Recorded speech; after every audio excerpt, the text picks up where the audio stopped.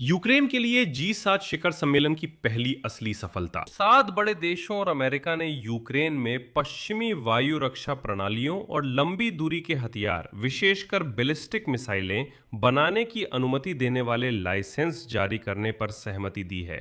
इसका मतलब है कि यूक्रेन खुद अपनी जमीन पर पैट्रियट जैसी वायु रक्षा प्रणालियां और उनके इंटरसेप्टर बना सकेगा, और यहां तक कि रूसियों पर हमले के लिए मिसाइलें भी बना सकेगा, ताकि इन मिसाइलों की आपूर्ति के लिए अमेरिका और यूरोप के कारखानों पर निर्भर ना रहना पड़े। अगर ये अवास्तविक लगे तो आपके लिए दो तथ्य हैं। तो सबसे पहली बात, पेट्रियट सिस्टम्स के लिए मिसाइलें अब सिर्फ अमेरिका में ही नहीं बल्कि जापान और यहां तक कि जर्मनी में भी काफी समय से बनाई जा रही हैं। ब्रिटिश मिसाइल स्टॉर्म शैडो के डेवलपर ने यूक्रेन को उसकी अपनी धरती पर ऐसी क्रूज मिसाइलें बनाने में मदद का वादा किया है जो मॉस्को तक पहुंच सके। आगे की बात करें तो नेपच्यून 2 आएगा, जिसे ब्रिटिश लोगों के साथ मिलकर बनाया जाएगा। लेकिन यहां सबसे बड़ा सवाल यह है कि यह सब वास्तव में कब शुरू किया जा सकेगा। अगर यूक्रेन को कल ही लाइसेंस मिल जाए तो वो वास्तव में पेट्रियट सिस्टम के लिए इंटरसेप्टर मिसाइलों का उत्पादन कब शुरू कर सकेगा। हम सब इसी बारे में अभी व्यवस्थित रूप से बात करेंगे। मेरा नाम अलेक्सेई पिची है, पेची। आइए इस विषय पर मिलकर चर्चा करें, लेकिन शुरू करने से पहले आपसे अनुरोध है कि चैनल को सब्सक्राइब करें, इस एपिसोड को लाइक करें और इस वीडियो के नीचे अपनी टिप्पणी लिखना ना भूलें। मेरे टेलीग्राम चैनल पेची न्यूज को सब्सक्राइब करें, लिंक डिस्क्रिप्शन में है।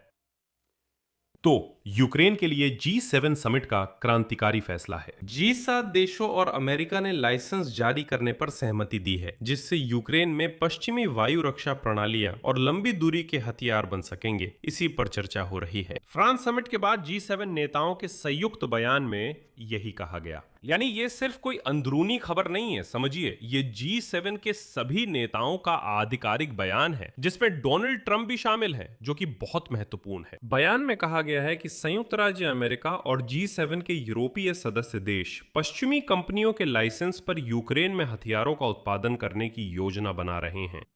ये सिर्फ वायु रक्षा प्रणाली की बात नहीं है। याद दिलाओ, जेलेंस्की ने ट्रंप से यूक्रेन के लिए पैट्रियट इंटरसेप्टर के उत्पादन की लाइसेंस मांगी थी। फ्रांस में जी 7 शिखर सम्मेलन के दौरान एक राजनयिक सूत्र के अनुसार यूक्रेन लंबी दूरी के लक्ष्यों को भेदने वाले हथियार, खासकर लंबी दूरी की मिसाइलें भी बना सकेगा। इसके अलावा संयुक्त बयान में जी 7 नेताओं ने पैट्रियट, आइरिस-टी, नासम्स आदि वायु रक्षा प्रणालियों की आपूर्ति बढ़ाने के इरादे की पुष्टि की। इनके इंटरसेप्टर मिसाइलें जैसे PSE-3 लंबी दूरी तक मार करने वाले हथियार, यानी लंबी दूरी की मिसाइलें, और यूक्रेन की रक्षा के लिए अन्य हथियार भी शामिल हैं। यूरोपीय देशों की सराहना करनी चाहिए, उन्होंने इसमें बड़ी क्वांटम छलांग लगाई है। जर्मनी के चांसलर फ्रीडरिक मर्ज ने कहा कि यूरोपीय देश पहले यूक्रेनियों को लाइसेंस देंगे ताकि अमेरिकियों को दिखा सकें कि वे खुद पहल कर रहे हैं। और अगर अमेरिकियों को फिर भी डर है तो ये कहा गया है कि अमेरिकी कंपनियां संबंधित लाइसेंस यूरोपीय निर्माताओं को दे सकती हैं और वे फिर यूक्रेन में उत्पादन का आयोजन करेंगे। यानी यूक्रेन अमेरिकी हथियारों का उत्पादन करेगा, लेकिन यूरोपीय देशों की गारंटी के तहत। और आज ट्रंप ने पहले ही यह बयान दिया है कि हाँ, हम ऐसी योजना पर विचार करेंगे। और वैसे मिसाइलों की सीधी आपूर्ति अब प्यूरेल कार्यक्रम के तहत नहीं होगी, और ट्रंप ने यह भी कहा है कि वे सीधे यूक्रेन को लंबी दूरी की मिसाइलें देने के लिए तैयार हैं, साथ ही इंटरसेप्टर मिसाइलों के उत्पादन के लिए लाइसेंस भी देने के लिए तैयार हैं। Лицензии на производство ракет-перехватчиков для системы Patriot. मर्क्स के अनुसार वर्तमान में हथियारों के उत्पादन की मात्रा पर्याप्त नहीं है, इसलिए लाइसेंसिंग आवश्यक उत्पादों के उत्पादन को तेजी से बढ़ाने में मदद करेगी।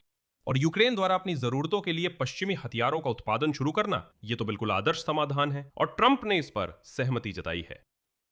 यहां मैं आपको याद दिला दूं, अगर आप अचानक, माफ कीजिए, संदर्भ से बाहर हो गए हो, कि जी 7 शिखर सम्मेलन के दौरान साझेदारों ने यूक्रेन की वायु रक्षा को मजबूत करने और अपने स्वयं के SUZ उत्पादन के समर्थन पर चर्चा की थी। Собственного производства оружия.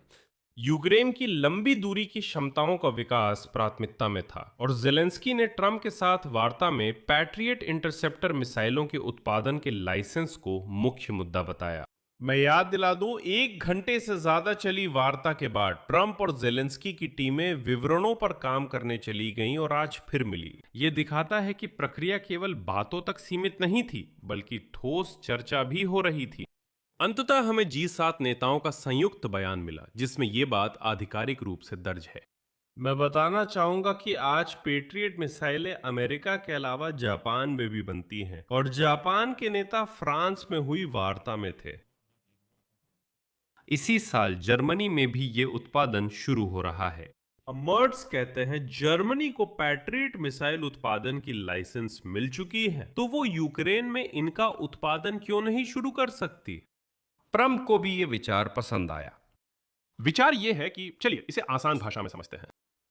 यूक्रेन को इन मिसाइलों की जरूरत है। दुनिया में इनकी सच में कमी है, तो यूक्रेन को लाइसेंस क्यों ना दे ताकि वो खुद ये मिसाइलें बना सके। यहां यथार्थवादी होना जरूरी है।